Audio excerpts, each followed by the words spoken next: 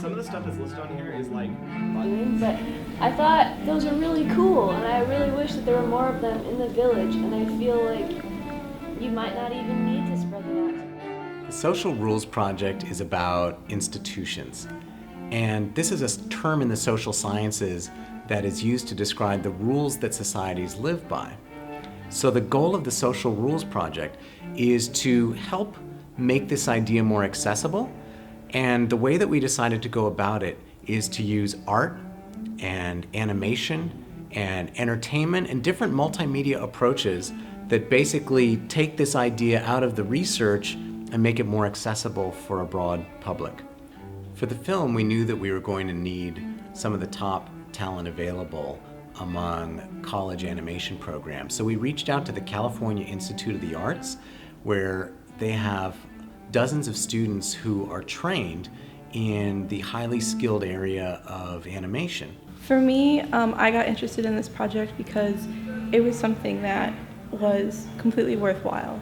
As an artist, I've struggled to do something with a message that actually meant something globally, locally, but that was something more than just a story. There's a story to this, but it has a driving point that affects everyone. Now, animation is literally to bring to life, and what better medium for explaining this important concept than to use animation? What's interesting is each of these artists has a very different artistic style. Some developed entirely new styles for the purpose of this film as they're pushing themselves and experimenting with new media. I'm definitely traditional in that I use pencil and paper, and I begin with a layer of color erase pencil. Like I do all my rough in orange colored pencil first, and then once I scan that in and test it and it looks fine, I then go over it with graphite pencil. Once I scan all the drawings into the computer, I take them into Photoshop and sort of clean them up more. And then I color it all in black so that I can use it as a matte and bring it into After Effects. And once I do that and combine it with the sort of backdrop of the fish and the background, you end up with this. Best case scenario for this project is people see it and it makes them want to look into things more, you know what I mean, or read more about things that impact them that they might not realize. The next project we took on is an educational video game, what are called serious video games, in the sense that it's designed to be entertaining and engaging, but educational at the same time. So this game is called Law of the Jungle.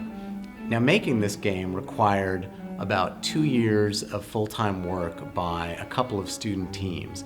First of all, there were computer programmers. At Harvey Mudd College, there's a video game design class that's taught by Professor Z. Sweetike, and a couple of her students began working on the game, helping me think through how might we choose a particular gaming format that would be suitable for communicating the idea of institutions.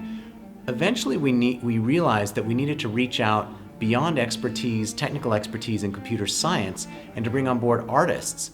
So we then involved 2 art students from Pomona College who came in, and one is a portrait artist and the other a background artist, that completely changed the dynamic of the game. And it was a real learning experience for all of us because it was a reminder that in order to produce something of value, you really do need to reach out across disciplinary boundaries.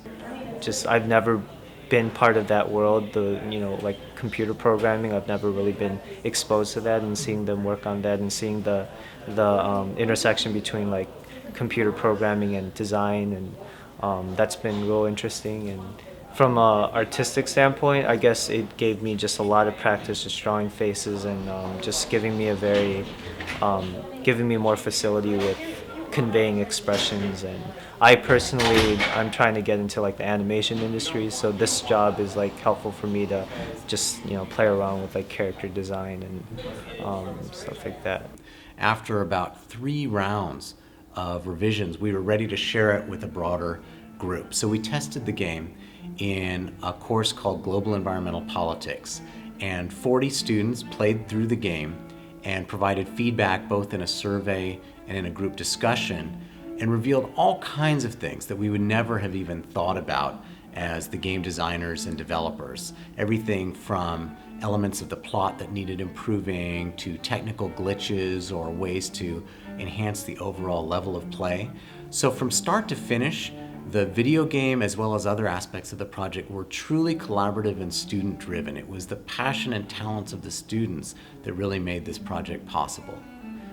Our hope is that people find this to be a refreshing way to learn about their world, but we also hope that people find it to be inspiring, that they realize that they can actually take action and revisit the rules that shape the way that we interact with the environment and make the world a better place.